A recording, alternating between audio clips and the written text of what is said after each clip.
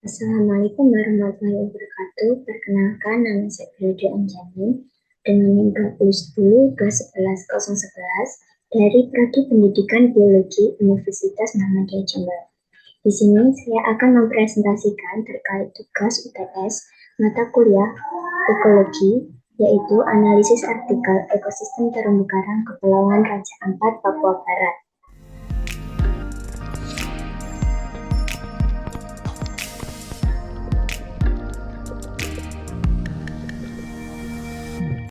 Kepulauan Raja Ampat sendiri merupakan salah satu kepulauan di Indonesia yang memiliki potensi keanekaragaman hayati perairan yang sangat tinggi.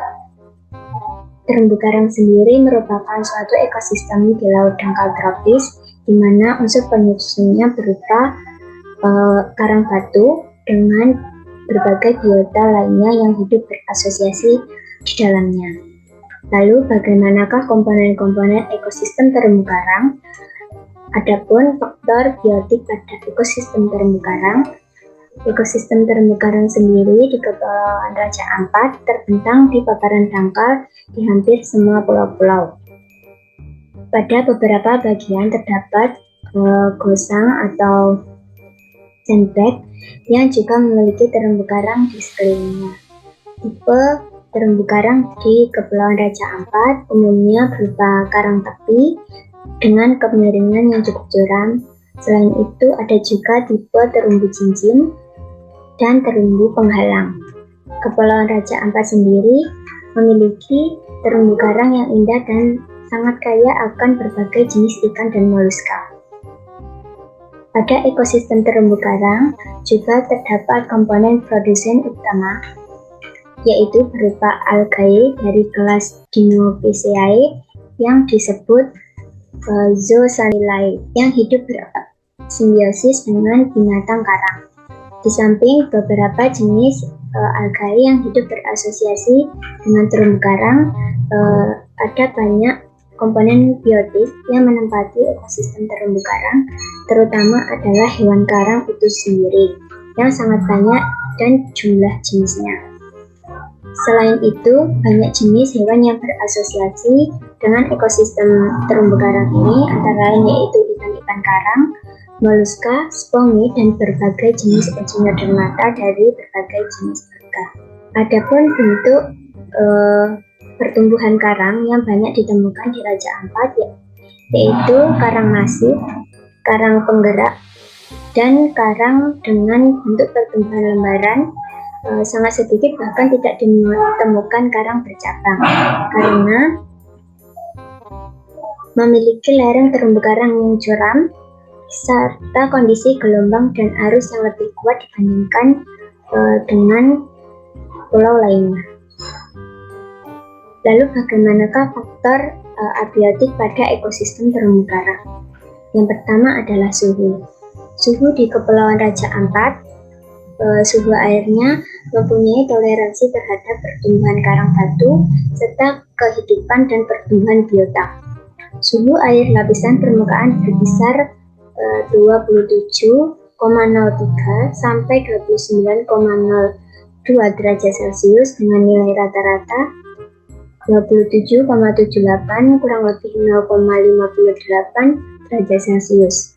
Sedangkan suhu air di dekat dasar berkisar 26,79 sampai 27,87 derajat Celcius dengan nilai rata-rata 27,32 kurang lebih 0,41 derajat Celcius. Nilai suhu ini dengan kisaran suhu yang umum dijumpai di perairan laut Indonesia berkisar antara 27 sampai 32 derajat Celcius. Rata-rata suhu air permukaan lebih tinggi daripada dekat dasar. Hal ini disebabkan karena penetrasi cahaya matahari makin berkurang dan bertambahnya kedalaman atau semakin mendekati dasar. Lalu bagaimanakah derajat keasaman atau nilai pH? Nilai pH ini pada kedalaman 0 pada permukaan berkisar 7 sampai 8 dan untuk kedalaman 1 meter berkisar dari 7,6 sampai 8,2 4 dengan rata-rata 8,08 dan 8,06. Lalu bagaimanakah salinitas di Kepulauan Raja Ampat? Salinitas lapisan permukaan berkisar antara 33,45 sampai 35,03. Tingginya nilai ini disebabkan adanya pengaruh arus dan angin yang sangat kuat saat pengukuran. Tingginya nilai salinitas air laut dapat disebabkan oleh terjadinya pengacauan akibat gelombang laut ataupun gerakan massa air yang ditimbulkan oleh tiupan angin. Lalu bagaimana tingkat kecerahan air laut? Tingkat kecerahan air laut sangat menentukan tingkat fotosintesis tumbuhan laut yang ada di perairan. Rendahnya kecerahan air disebabkan adanya arus disertai angin saat pengukuran sehingga sulitnya penetrasi cahaya yang masuk ke perairan. Kecerahan sangat mempengaruhi oleh intensitas penyinaran matahari, proses absorpsi, dan kandungan materi suspensi. Berkurangnya kecerahan air dapat mengurangi kemampuan fotosintesis tumbuhan air. Komponen lain yaitu berupa populasi pada ekosistem terumbu karang. Pada ekosistem terumbu karang ditemukan karang hidup yang berjumlah 17 genera karang. Di antaranya adalah Acropora, Anacropora, Osteopora, Echinopora, Monitopora, Porites, Favona, dan lain sebagainya. Pada ekosistem terumbu karang ini juga ditemukan beberapa banyak famili ikan karang. Famili tersebut dikelompokkan ke dalam 6 kelompok trofik, yaitu herbivore, piscivore, insectivore, detrivore, omnivore, dan planktivore.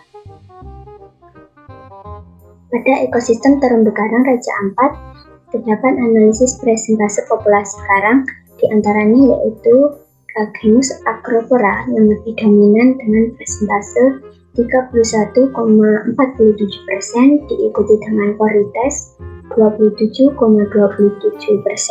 Leptostrea 11,19%, dan seperti data yang ada di artikel ini. Lalu bagaimana komunitas pada ekosistem terumbu karang? Di laut tropis pada daerah nefritik terdapat suatu komunitas khusus yang terdiri dari karang batu dan organisme-organisme lainnya.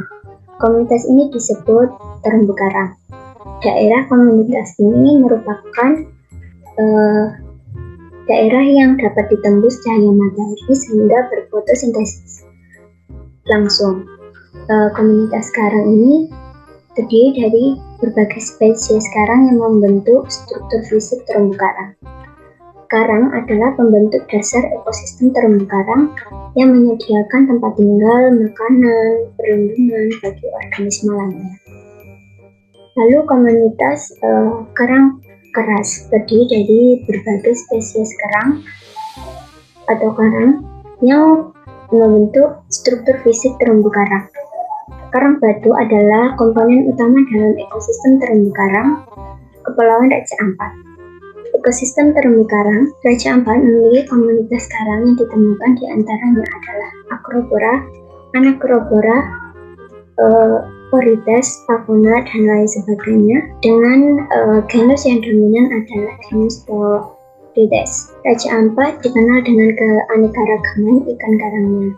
Komunitas ikan karang meliputi ikan herbivor yang memakan alga, ada pula ikan pemangsa yang memakan ikan lainnya, serta ikan yang bersimbiosis dengan karang tertentu.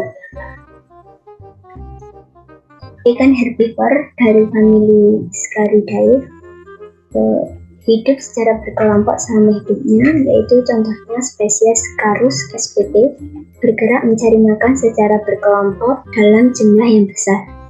Mereka memakan alga yang tumbuh di karang dengan cara menggerus dan mematahkan karang. Ada pula komunitas moluska yang melibatkan organisme seperti kerang dan siput. Moluska berperan dalam rantai makanan dan memberikan kontribusi terhadap keanekaragaman hayati terumbu karang. Lalu ada pula interaksi antar komponen ekosistem terumbu karang di Kepulauan Raja Ampat. Yang pertama, interaksi antar komponen biotik. Karang keras hidup bersimbiosis dengan alga bernama Zooxanthellae.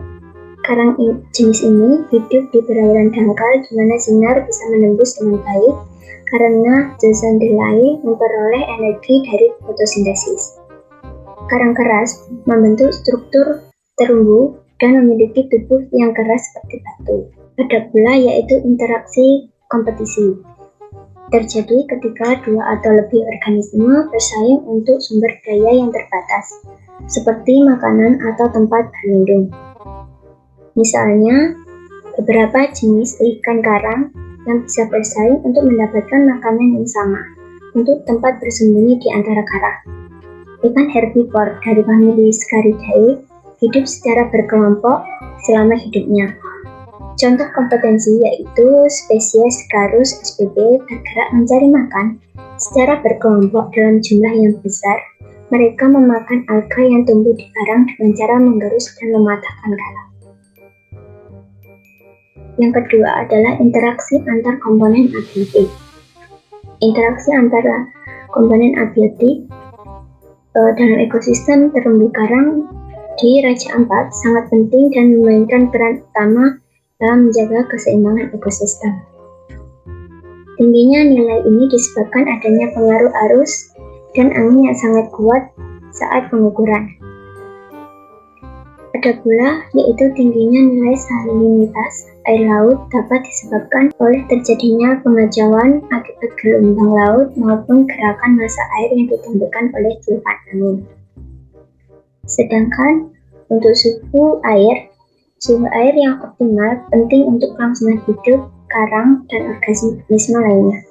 Terumbu karang di Raja Ampat terdapat di daerah tropis sehingga suhu yang hangat stabil mendukung pertumbuhan karang yang sehat.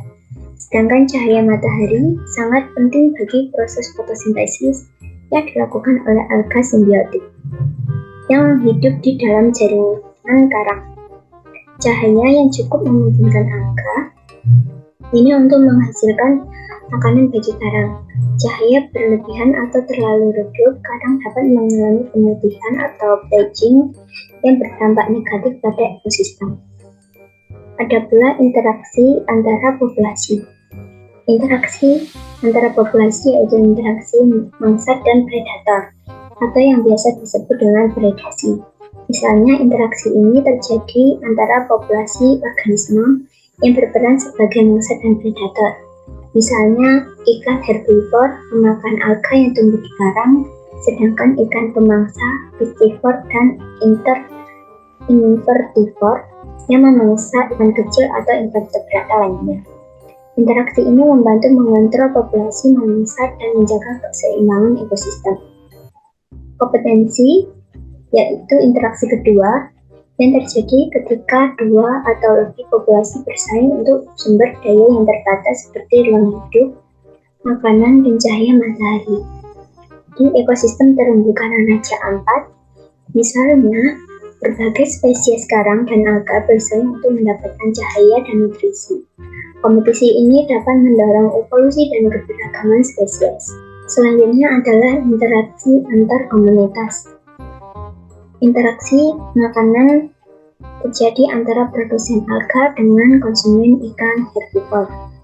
Ikan herbivore seperti famili Acanturidae, Scaridae, dan Siganidae memakan alga yang tumbuh di karang, sementara ikan karnivor memangsa ikan herbivore tersebut. Interaksi ini membentuk rantai makanan dengan mengatur aliran energi dari ekosistem terumbu karang. Interaksi lain yaitu interaksi mutualisme yang terjadi ketika dua atau lebih komunitas saling menguntungkan satu sama lain.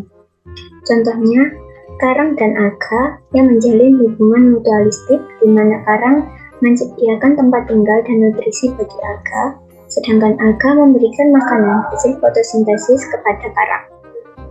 Terdapat pula interaksi aposentropisme yaitu interaksi ini terjadi setelah komunitas pengurai seperti famili Acanthuridae menggunakan sisa-sisa organisme mati atau bahan organik lainnya sebagai sumber nutrisi.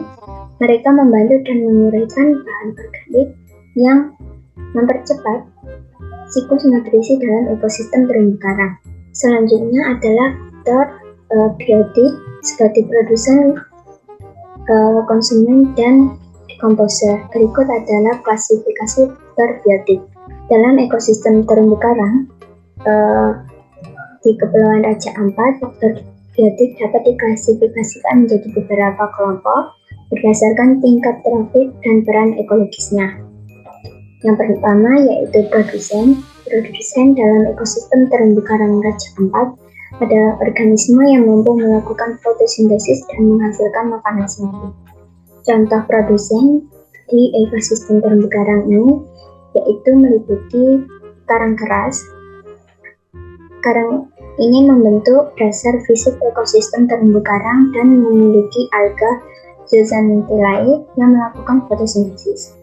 Yang kedua, alga. Beberapa jenis alga juga berperan dalam produsen di ekosistem terumbu karang menghasilkan makanan melalui fotosintesis.